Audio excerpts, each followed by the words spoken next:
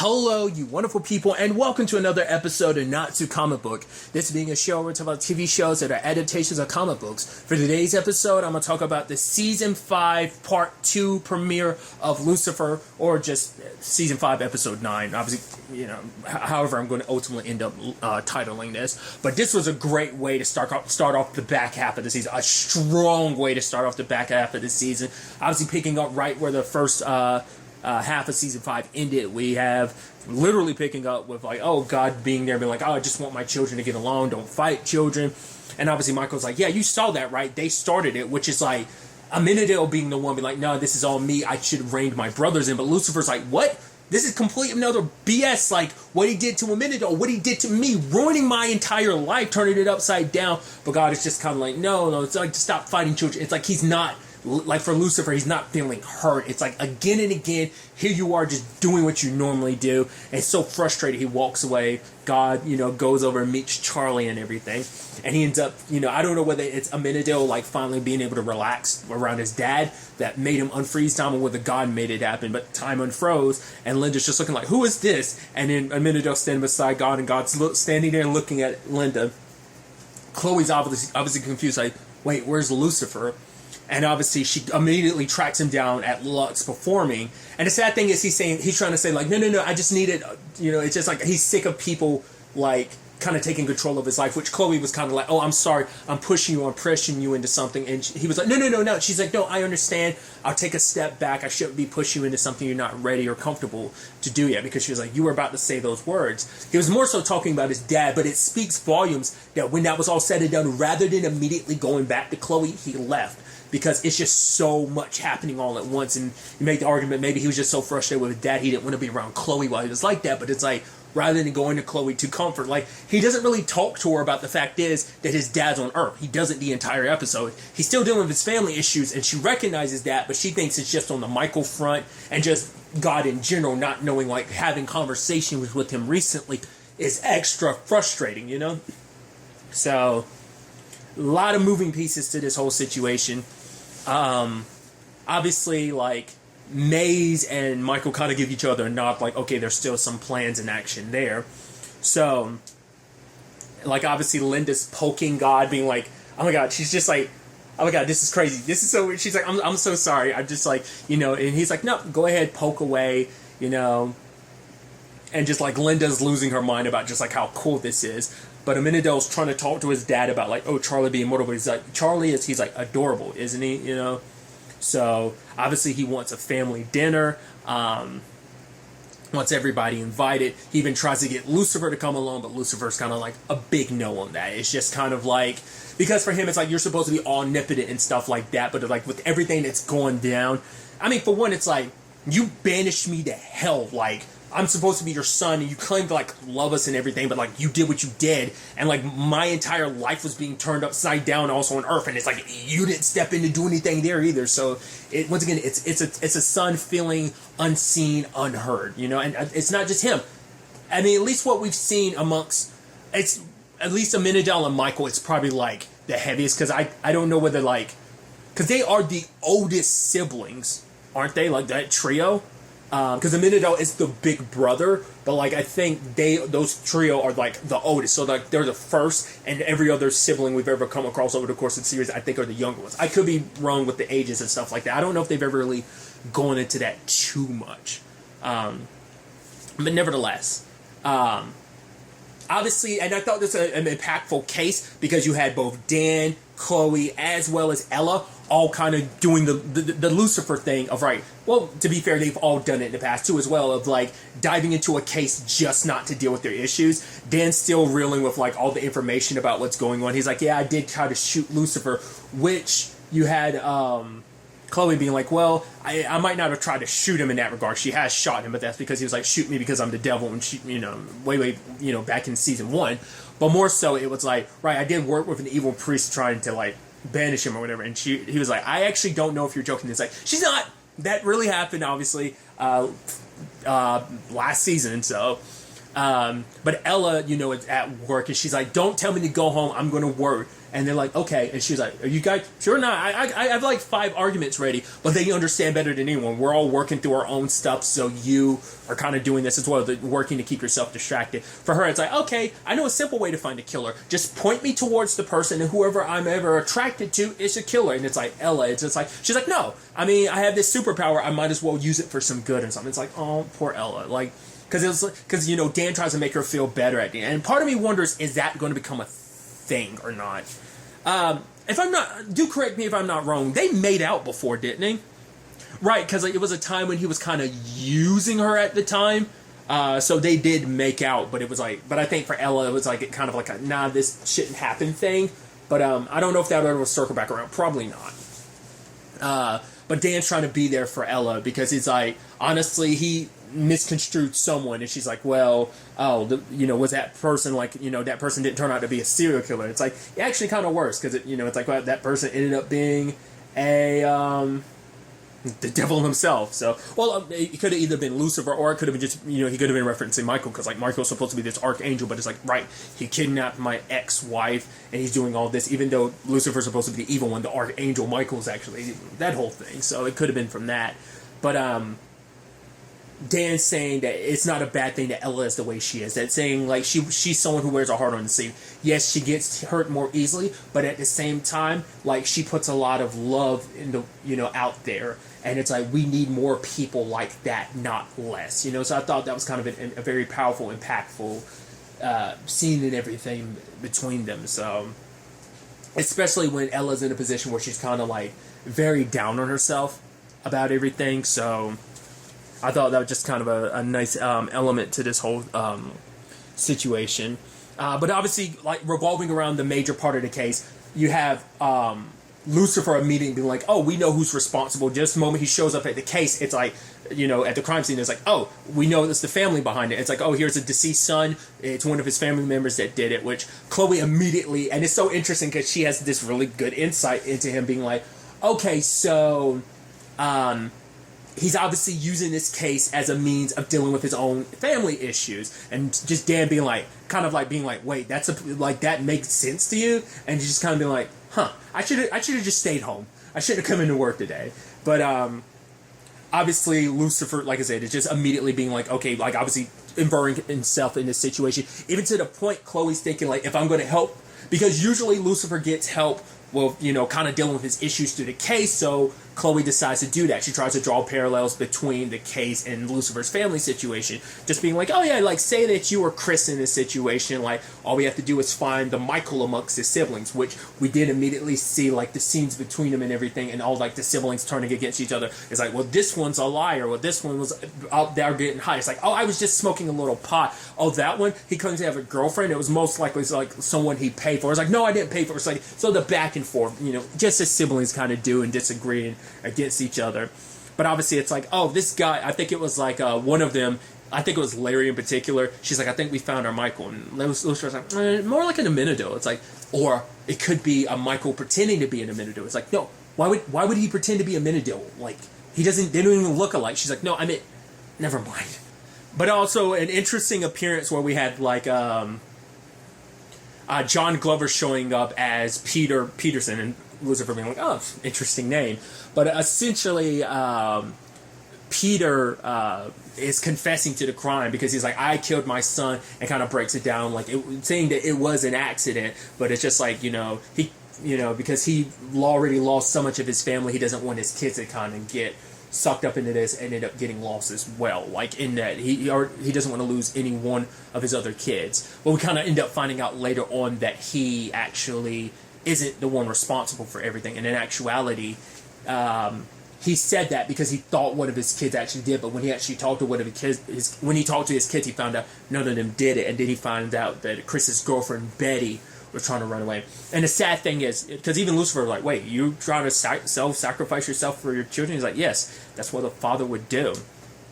And so in that moment, Betty ended up confessing, like, she was trying to burn the place down because of all the turmoil it brought Chris, and she was trying to help him get over his family issues and basically burn the place to the ground so that he could, finally escape. And so they struggled and she accidentally killed him, which even Peter was like, whoa, Chris died protecting her family. It's like, yeah, it turns out your self-sacrifice runs in the family, which I think for Lucifer it's a thing of like, right, like my father, would he necessarily sacrifice himself for me, and would I necessarily do the same? Because obviously, like, when Peter initially confessed, Lucifer decided to show up at the family dinner, which I love that whole thing, because Linda was like, oh, I'm gonna leave. I'm not actually part of the family. It's like, you're the mother of my grandchild. You know, you're family. And it's like, okay. And she sits down, and he was like, you were almost out the door. And she's like, yeah. Lucifer shows up like everything's okay, honky-dory, and be like, oh, yeah. Hey, Dad. And then he immediately starts airing out all the dirty laundry about what Michael did, about how Amenadiel feels, about like, oh, yeah, Dad's an ass, right? And he was like, what? It's like, that's not what I mean. It's like, no, don't, like, the fact is, you know, after, like, airing a lot of his grievances towards his dad. And I thought it was a really, actually, like, it's a little funny and a little, well, first and foremost, I love, like, the grace. And then Linda, like, we thank you, God. And then she pauses and she looks at him. I mean, I thank you. I love that whole thing of, like, also the chicken. She's like, oh my God. I mean, oh my, this is so good. And, like, obviously during the heat of the argument, I would circle back to it, but I really love that her being like, she's laughing, and everyone's looking like, what the hell is... I was like, oh, Linda cracked. And she's like, I get it, chicken. I'm like, what? It's like, chicken must be your favorite thing. That's why, like, everything tastes like chicken. I was like, what are you talking about, Linda? But I get where she was coming from. Because basically when you taste, like, people will tell you, like, oh, this tastes just like chicken. Like, people always tell you that. Like, oh, you're eating snake? Oh, it tastes like chicken. You're eating frog? Tastes like chicken. That's always, like, the go-to thing. But it's like, I get where she was coming from. It's like, oh, you must really like chicken, so, like, that's why everything we eat tastes like chicken or something like that. And it's like, are you okay? And she was like, I am just super uncomfortable. Even, like, the grace that she did too was like, thank you. I mean, for shoes, for napkins, for life. And it's like, no, I think you did a good enough job covering everything. And she's like, I thank God for napkins. And I was like, honestly, you did better than something I would have done, you know. So I love that. But like I said, pointing out, you know, their father's kind of inaccuracies as a father. Like, you know, the fact is that, you know, Amenadiel, like, would you, like, how our father treats us, like, would you ever raise your son like that? He's like, no, please be honest. And Amenadiel's like, hopefully not. You know, it's like, you would do anything for your son, right? He's like, yeah, anything, you know? And he kind of breaks, well, because obviously he has, Michael and Lucifer have their back and forth, because for him it's like, I was in hell, which Michael's like, oh, at least you had your own world. It's like, well, excuse me? He's like, I was there torturing people all the time, and that's supposed to, yeah, I might have been king of hell, but it was still hell. Like, I tortured people. Like, that's supposed, like, I'm supposed to be okay with that just because things were easy for you. He's like, easy for me, because for him is like, the fact is, you are the light bringer. That's your whole thing. And, like, I'm always basically living in your shadow. Like, do you know what that's like? You know, the fact is, for him, it's like, I've always had your face. We're always going to be comparable. Like, we're twins and everything. It's bad enough. But now it's like, I have your face. It's like, nothing I can do will ever escape your shadow. Even the fact is, they have the names. Like, his is Samael, his is Michael, which obviously, it's like, Lucifer doesn't like being called Samael, and Michael doesn't like being Michael. And he was like, yeah, because Dad, you like the whole rhyming thing. He was like, I did like it. Samael, Michael, but you both had your own choices in the matter. But obviously we see God kind of getting frustrated to the point it starts raining and storming outside. It's like, oh, look at you. Old Testament wrath. I didn't know you still had it in you, Dad. But for him, it is a question of, like, you know, he's like, I'm going to ask one simple question that just needs one simple answer. Do you love us? And for God, it's like, if you have to ask that, I really did feel as a father. Because in his mind, it's like, it should be obvious. It should be, you know, it should be done without being said. It should be obvious without being said that I love you. But that's the thing for Lucifer. It's like, as someone who doesn't lie, the fact is, when I don't want to lie, I avoid the question. And so it's like, I learned that from you, Dad. So it's like, rather, if you really did, like, maybe you would say it in this moment that you did love us, you know? And so I just thought that was kind of powerful in its own right. And for him, it's like, the fact is that you're incapable of love. He's like, and that's sad for all of us. And I think that's because it's like, right, like, you know, because even Linda being like, yeah, like this, because he's a minute, I was like, I'm sorry for my dysfunctional family. But for her, it's like, this is actually the most normal family. Like, the fact of the matter is, like, like 3 sons just wanting their father's love, and all 3 of them kind of looking to their dad, like, because what she said was kind of resonating. It's like, yeah, they were just 3 sons looking for their dad to actually love them. They wanted his approval, you know? That's what this all comes down to, you know? And in that moment, it's, like I said, the scene had comedy, but it was also a very, like, serious and necessary conversation to have. You know, we kind of air a lot of grievances. I'm gonna really quickly circle back and talk about God and Mazakine's scene. I thought was interesting. He's like, oh, Mazakine, here's a drink. This is your favorite. She's like, that's not going to be my favorite. He's like, it will be. And she tastes it, and she's like, it's okay. And then takes a big gulp afterwards. It's like, yo, he nailed it, huh? But for her, it's like, you know, she wants a soul. But for him, because for her, she feels like she's not connecting with people, which I can kind of understand where she's coming from with that. But in her own way, she does connect with people. But I think for her, it's like, she feels like if she doesn't have a soul, it can't be a necessary and deep connection, you know? So for him, he's saying, like, I would never give you one because you don't need one. You are you. You are perfect the way you are. And she shows her demon face. It's like, is this perfect? Like, you made a mistake when you made us, and you're just not willing to admit it. So you're trying to be like, oh, everything's perfect, everything's fine, like, this is the way it's meant to be. But it's like, no, we were a mistake, and you just don't want to ever admit, you know, as Lucifer says, like, you want to be the perfect father, you don't want to admit that you've made a mistake, that you're in the wrong, you know? So I thought that was, you know, powerful in its own right. But I also understand where he's coming from, because it's like, I would never want to change you. Like, I think in his own way, he's very cryptic, because he believes in free will, that he wants people to get to certain points, like, on their own. Like, it's not, I don't want to be controlling.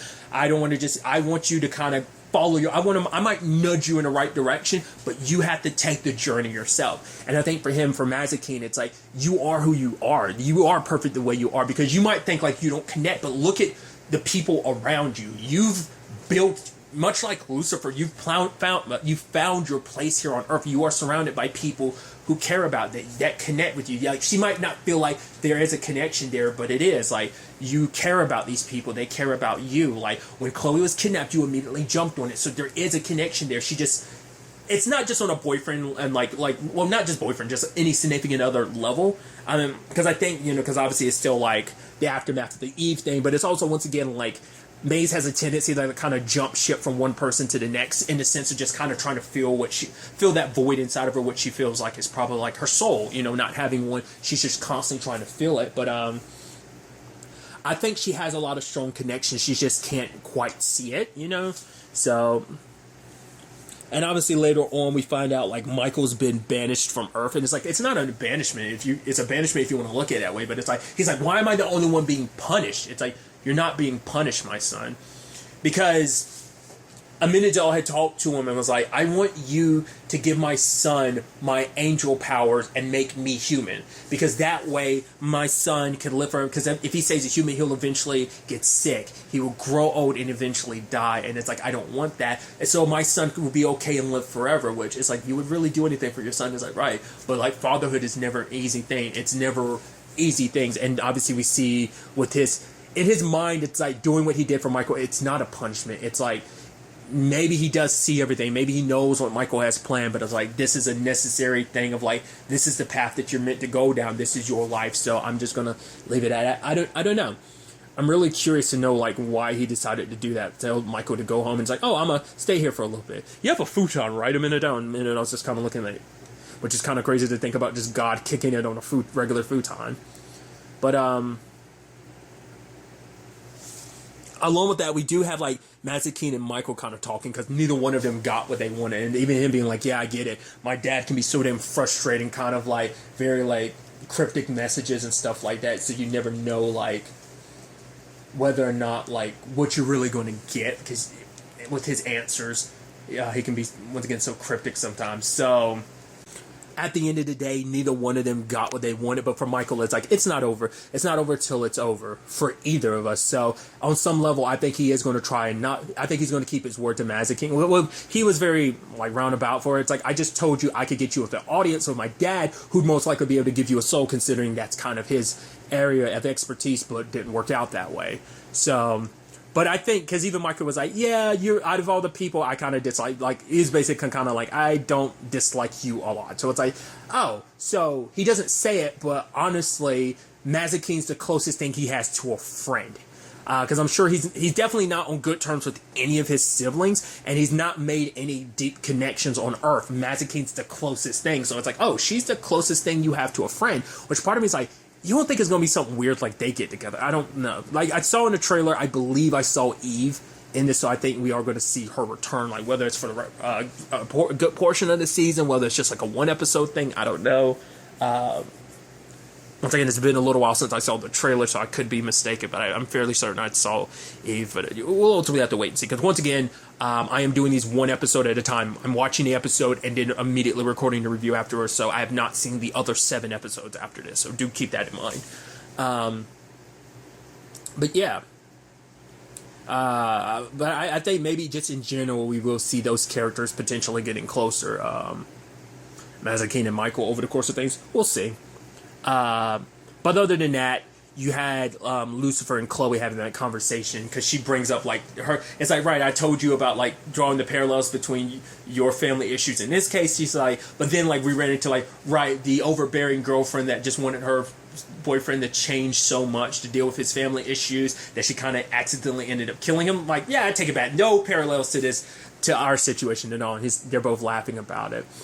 But for, Chloe just being apologetic that she was using the case to kind of rush things. Once again, she's shown that she's done that a few times in the past, but also, like, that obviously that's kind of Lucifer's move. And it's like, once again, Linda brought it up in the first half of the season, being like, oh, you're kind of perfect because you both misinterpret my advice and stuff like that and kind of hear what you want to hear.